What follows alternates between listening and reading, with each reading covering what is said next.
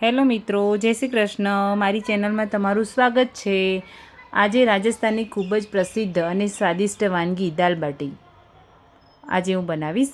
એને ઘી સાથે ખાવામાં બહુ જ ટેસ્ટી લાગે છે.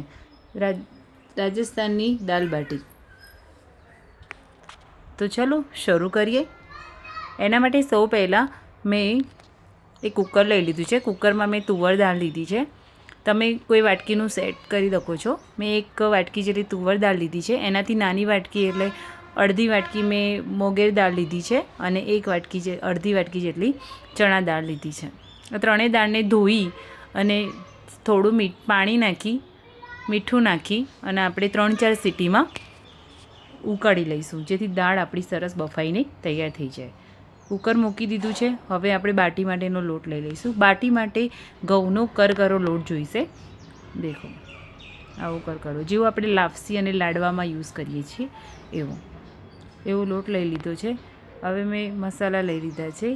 અજમો છે, વરિયાળી છે, હળદર, મીઠું, મરચું અને તલ. બધા મસાલા નાખીને મિક્સ કરીશું. હવે આપણે આમાં તેલ નાખીશું. મોઈન નાખીશું. મોઈનથી કેવું છે કે બાટી આપણી સોફ્ટ તૈયાર થશે. તો મેં 4 ચમચી જેવું મોઈન નાખ્યું છે. તમે વધારે ઓછું તમારા ટેસ્ટ પ્રમાણે કરી શકો છો. બસ પછી આપણે એને મિક્સ કરી દઈશું, જેથી મસાલા બધા લોટમાં મિક્સ થઈ જાય.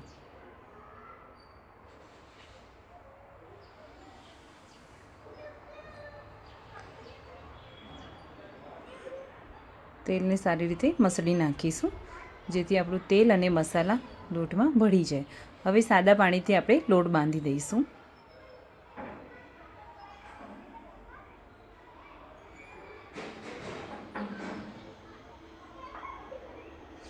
મેં 12 રોટીનો થાય એ પ્રમાણે લોટ લીધો છે, એટલે એ પ્રમાણે મારે 1 ગ્લાસ પાણી જરૂર પડ્યું, તો તમે એ પ્રમાણે માપ લઈ શકો છો. પછી તેલથી થોડો આપણે ગ્રીસ કરી અને ટૂંપી નાખીશું અને નાના નાના બાટી જેટલા લુવા બનાવી દઈશું આપણે આવી રીતે, અને એને ગોળ ગોળ વાળી લઈશું. ઉપર આપણે થોડું તેલનું કોટિંગ કરી નાખીશું. આ બાટીને તમે બાફલા બાટી જેમ કે બનાવતા હોય છે એવી રીતે બી બનાવી શકો છો, અથવા પછી આપણે જેમ મુઠિયા કરીએ છીએ એવી રીતે બી મુઠિયા કરી અને પછી તળી શકો છો. બાફલા બાટીમાં બી એવી રીતનું જ હોય છે કે ગરમ પાણીમાં તમે લુવા બનાવી અને ઉકાળો ને પછી એને કટ કરીને તળી શકો છો. એવી રીતે બી કરી શકો છો. એટલે જે રીતે તમને જે રીતે ભાવતો એ રીતે. મારી પાસે કુકર છે બાટીનું, એટલે મેં બાટીમાં ડાયરેક્ટ કરી નાખ્યું છે. ઇઝી પડે છે. આ મેં લોકલ માર્કેટથી જ લીધું હતું અને બહુ એટલું બધું પ્રાઇસ બી નથી હોતી, સારું હોય છે અને ઝટપટ બની પણ જાય છે. અને જેને ઓઇલ ફ્રી ખાવું હોય એના માટે સારું છે, હેલ્ધી, કે ડીપ ફ્રાય બી ના કરવું પડે અને તમે આવી રીતે બાટી ખાઈ શકો. બસ આવી રીતે ગેસ ઓન કરી અને તમારે બાટી મૂકી દેવાની હોય છે. અડધો કલાકમાં તો થઈ જાય, ખાલી વચ્ચે તમારે 10-15 મિનિટમાં તમે એને ફેરવવી પડે. બસ આવી રીતે ફૂલ ગેસ જ કરી અને તમારે બાટીને મૂકી દેવાની હોય છે.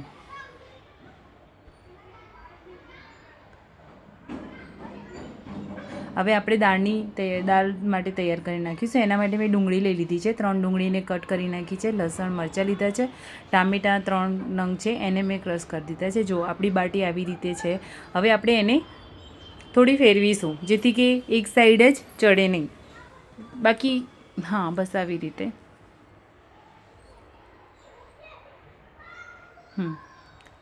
બહુ સરસ થતી હોય છે આમાં બાટી. એકદમ ડ્રાય હોય છે. તમે ઓઇલી ના ખાવા માગતા હોય ને તો બહુ સારું એવું જ કુકર છે. લોકલ માર્કેટમાં અત્યારે મળી જતું હોય છે. તમારે વધારે મહેમાન આવે ને તો પણ આ ઝટપટ રેસીપી થઈ જાય એવી છે બાટી. તમારે બહુ તામઝામ બી કરવું ના પડે. તો ફરીથી આપણે ચડવા દઈશું આપણી બાટીને. જો હું તમને નજીકથી બતાવું આપણી બાટી કેટલી સરસ તૈયાર થઈ છે ને એકદમ સરસ. જે બહાર પેલી ચૂલા પર ને એવી રીતની હોય છે ને એ ટાઈપની જ સરસ થાય છે. ચડીને બહુ સરસ થઈ જાય. આપણી બાટી રેડી થઈ ગઈ છે. દેખો એકદમ સોફ્ટ બી બનતી હોય છે. આપણી બાટીને આપણે સાઈડમાં મૂકીશું અને આપણી દાળ બનાવવાનું શરૂ કરીએ. એના માટે એક તપેલું લઈ લીધું છે મેં. તપેલામાં આપણે 3 ચમચી જેવું તેલ નાખી દીધું છે. તેલમાં આપણે થોડા ખડા મસાલા નાખીશું. લાલ મરચાં છે, તમાલપત્ર છે, તજ, લવિંગ, દાળ છે એટલે હું થોડી મેથી ચમચી જેવી નાખું છું, જેથી કેવું કે વાયડું ના પડે, કહેવાય ને રાતના ટાઈમે. મેથીનો ટેસ્ટ બી સરસ આવતો હોય છે. લસણ, ડુંગળી, આદુ, મરચાં અને લસણને મેં એકમાં પેસ્ટ કરી દીધી છે. ટામેટાની અલગ બનાવી છે. તો આપણું તેલ આવી ગયું છે. આપણે 1 ચમચી જેટલી રાઈ નાખી દઈશું. ખડા મસાલા આપણે એમાં નાખી દઈએ. ચટક ચડવા દઈશું મસાલાને. પછી આપણે એમાં જીરું નાખી દઈશું. 1 ચમચી જેટલું જીરું નાખી દઈશું. 1 ચમચી જેટલી હિંગ નાખીશું. હવે આપણી ડુંગળીવાળી પેસ્ટ આપણે એમાં નાખી દઈશું અને થવા દઈશું. ટામેટાની પ્યુરી નાખી દઈશું. ડુંગળી આપણી થઈ ગઈ છે. હવે મિક્સ કરી નાખીશું. થોડીવાર પ્યુરીને ચડવા દઈશું, ગ્રેવીને. આપણી ગ્રેવી ચડવા લાગી છે. હવે આપણે એમાં બેઝિક મસાલા કરીશું. 1 ચમચી હળદર છે, મરચું છે, મીઠું અને ધાણા જીરું બધું મેં ચમચી લીધું છે. તમે તમારા સ્વાદ અનુસાર લઈ શકો છો. હવે આપણે એમાં દાળ નાખી દઈશું. બાફીને તૈયાર મેશ કરીને રાખી હતી તો દાળ એમાં નાખી દીધી. હવે આપણે દાળને ઉકળવા દઈશું. 1 ચમચી જેટલું કાશ્મીરી મરચું નાખી જેથી એનો કલર સરસ આવે.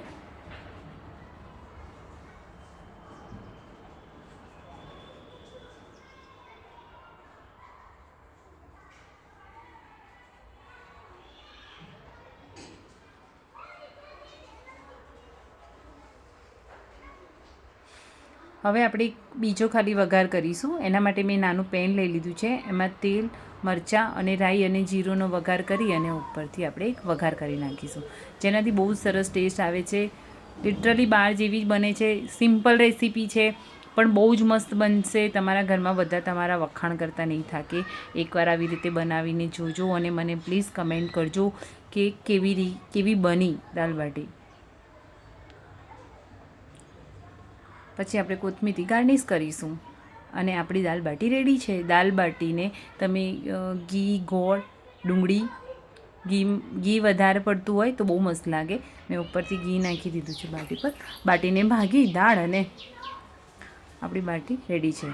મારી રેસીપી કેવી લાગી કમેન્ટ કરજો, લાઈક કરજો, શેર કરજો. રિંકુસ ક્રિએશનને સબસ્ક્રાઈબ કરવાનું ના ભૂલતા. જય શ્રી કૃષ્ણ મિત્રો.